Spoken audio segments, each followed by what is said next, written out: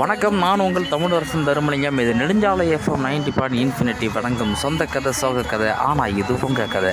இன்றைக்கி வாங்க நம்ம புத்தியுள்ள புள்ளிங்கோ அப்படின்ற ஒரு கதைக்குள்ளே போகலாம். பொதுவாக அந்த புள்ளிங்கோ அப்படின்னா ரவுடி பசங்க, கஞ்சா அடிக்கிறவனுங்க, சரக்கு அடிக்கிறவனுங்க,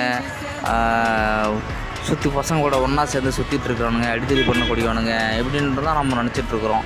அன்றைக்கி ஒரு நாள் பார்த்தோம் அப்படின்னா வெயில் காலம்தான், இப்போயும் வெயில் காலம்தான். அன்றைக்கி என்ன ஆகிடுச்சு அப்படின்னா, ஒரு பெரிய ஒரு தட்டு மாதிரி கீழே விழுந்துட்டார். நாங்கள் எல்லாம் ஜூஸ் கடையில் நின்றுட்டுருக்குறோம். ஒரு 5-6 பசங்க, பிள்ளைங்க பசங்களும் நின்றுட்டுருக்குறாங்க. இப்போ சமுதாயத்துக்கு அச்சுறுத்தலாக சொல்லக்கூடிய, கருதக்கூடிய அந்த பசங்க டக்குன்னு ஓடி போய்ட்டு, என்ன பெரியவரா நீ பார்த்து வர மாட்டியா, என் வீட்டில் யாரையும் கூப்பிட்டு வர வேண்டியதானே, என்ன வெயில் அடிக்குது, இந்த மொட்டை வெயிலில் தனியாக வருவா, மோர சாவடி எல்லாம் சரியாக போயிடும் அப்படின்னு சொல்லிட்டு சொல்கிற விதம் வேறையாக இருக்குது. ஆனால் அவங்க அந்த வார்த்தையில் அன்பு, நம்பிக்கை எல்லாமே இருக்குது அப்படின்றப்ப, அப்போ ஆடையை பார்த்து நம்ம மதிப்பிடக்கூடாது. ஆள் பாதி ஆடை பாதின்றதெல்லாம் கிடையாது. சொல் பாதி செயல் பாதி. சொல்லுவதில் அன்பு இருக்கிறதா, கருணை இருக்கிறதா, சொல்லுவதில் ஒரு நம்பிக்கை இருக்கிறதா என்று நாம் முதலில் பார்க்க வேண்டும். அதன் பிறகு சொல்லிய வண்ணம் அந்த செயல்பாட்டிலும் அதே அன்பு, அதே கருணை இருக்கிறது என்றால், ஆடையில் என்ன நாம் ஆண்டவனை பார்ப்பது, சொல்லிலும் செயலிலும் தானே பார்க்க வேண்டியது இருக்கிறது. சொல்லை விட செயல் இன்னும் ஒன்று.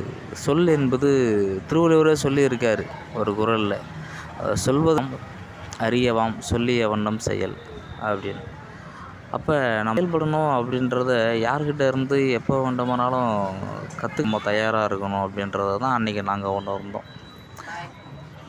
ஏன்னா அன்றைக்கி அந்த பசங்க அப்படின்னா உண்மையிலேயே அந்த பெரியவரை ஒரு அன்போட அக்கறையோடு கூப்பிட்டு போகிறப்ப நமக்கு அது என்ன சொல்லி கொடுக்குதுன்னா, என்னை நீ ஆடையை வச்சு மதிப்பிடாத தம்பி, எனக்குள்ளேயும் நீ வணங்கக்கூடிய ஆண்டவன் இருக்கிறான், எனக்குள்ளேயும் நீ வணங்கக்கூடிய அந்த கடவுள் இருக்கிறார் தான். அதனால் அந்த கடவுளை எப்படி பார்க்குறியோ அதே மாதிரி என்னையும் பாரு.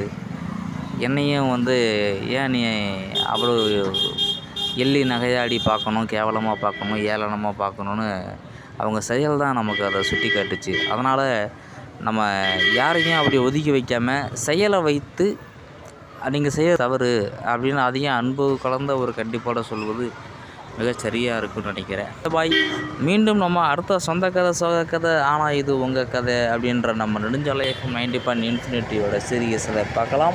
அது வரைக்கும் உங்களிடமிருந்து விடைபெறுவது உங்கள் தமிழரசன் தருமலிங்கம்.